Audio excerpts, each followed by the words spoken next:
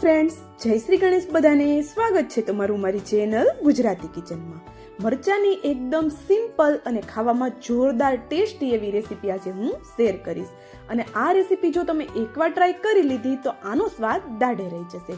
અને રોજના એકના એક દાળ શાક ખાઈ કંટાળ્યા હોય તો આ મરચાની એકદમ ઝટપટ બને તેવી રેસીપી તમે ટ્રાય કરી શકો છો.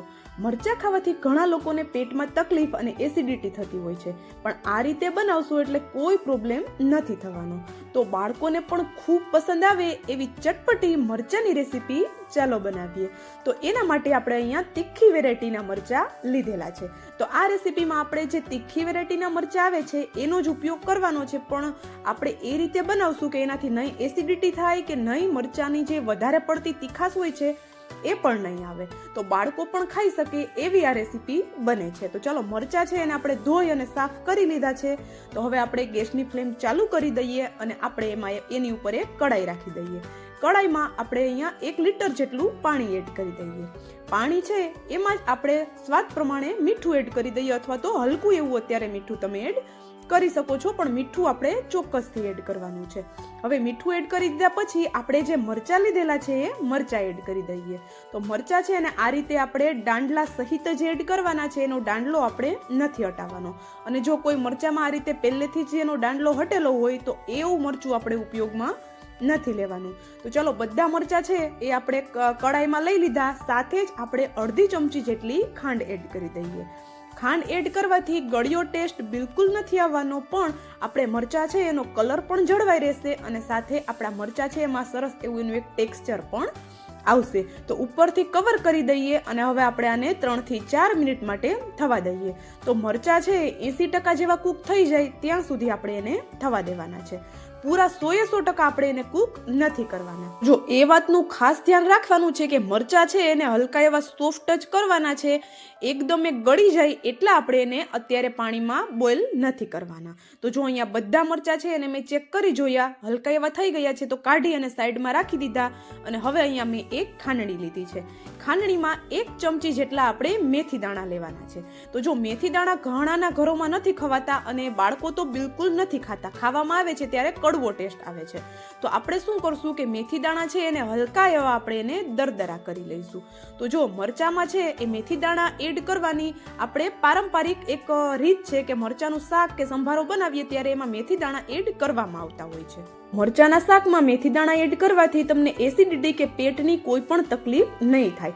તો મેથી દાણા છે એને દરદરા એવા કરી સાઈડમાં રાખી દીધા અને ત્યાં સુધીમાં આપણા મરચાં છે એ પણ હવે ઠંડા થઈ ગયા છે કે આપણે એને હાથ લગાવી શકીએ. તો જો ઠંડા થયા પછી પણ આપણે એને પ્રેસ કરીએ છીએ તો સીધા મેશ નથી થઈ જતા, એટલા મરચાંને મેં કૂક કરેલા છે. તો મરચાંને આ રેસીપીમાં કૂક કેટલા કરવા એ જ આપણે મેઇન જોવાનું છે.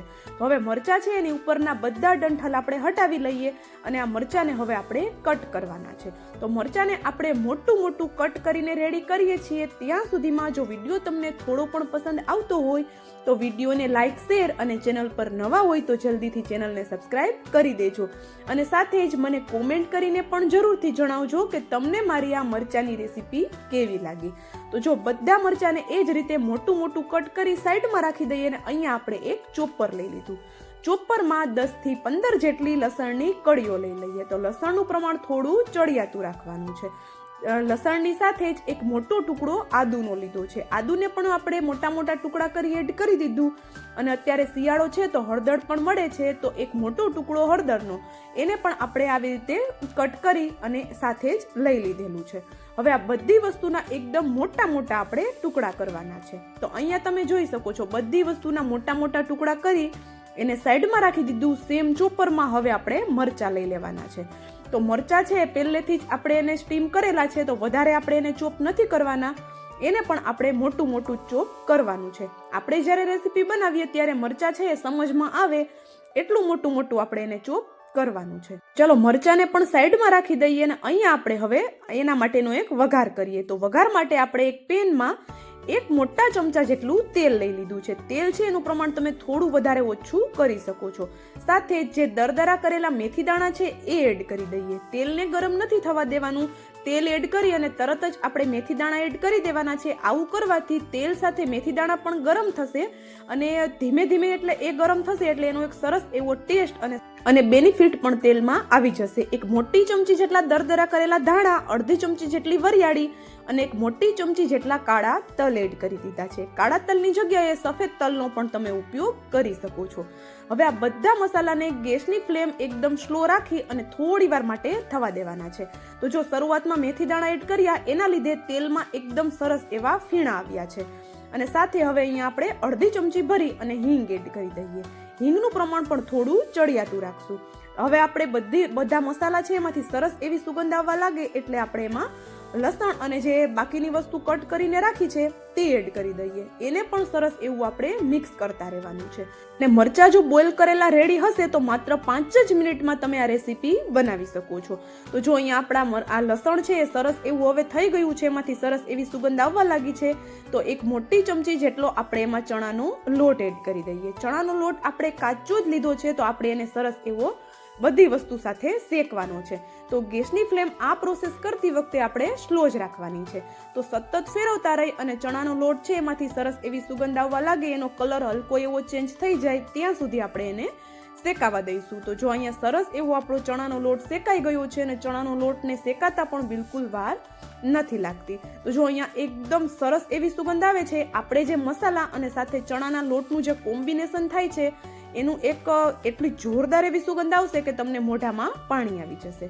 હવે આ બધી વસ્તુ થઈ ગયા પછી આપણે જે મરચા છે એ કટ કરીને રાખ્યા હતા એને એડ કરી દઈએ.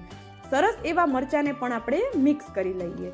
મરચા જેવા એડ કરશો એવું બધું તેલ શોષાઈ જશે, પણ થોડી વાર થશે એટલે ફરી પાછું તેલ રિલીઝ થવા લાગશે. તો જો અહીંયા હવે મેં મરચાને પણ સરસ એવા મિક્સ કરી દીધા અને આપણે એને થોડી વાર માટે ફેરવતા રહી અને કૂક કરવાનું છે. પહેલેથી મરચા કૂક થયેલા છે તો વધારે વાર આપણે એને સાંતળવાના નથી. બસ હલકા એવા સાંતળી અને આપણે એમાં એક વાટકી જેટલા લીલા ધાણા એડ કરીએ. તો ધાણા છે એને આપણે પહેલેથી કોરા કરી અને પછી આવી રીતે ઝીણું ઝીણું કટ કરી લેવાના છે અને ધાણા એડ કરી દેવાના છે. તો ધાણા આપણે લાસ્ટમાં જ એડ કરવાના છે. ધાણાને પણ આપણે સરસ એવું મિક્સ કરી અને 1 મિનિટ જેવું સાંતળાવા દેવાના છે કે એનું જે પાણી છે એ બધું બળી જાય. તો આ મરચાની ચટણીને કે પછી મરચાના ઠેચાને તમે 3 થી 4 દિવસ સુધી ફ્રીજમાં સ્ટોર કરીને રાખી પણ શકો છો. બિલકુલ ખરાબ નથી થતો. તો હવે સ્વાદ પ્રમાણે મીઠું એડ કરી દઈએ. અડધી ચમચી જેટલું કાશ્મીરી લાલ મરચું પાવડર એડ કરી દઈએ અને હલકી એવી કલર માટે હળદર એડ કરી દઈએ.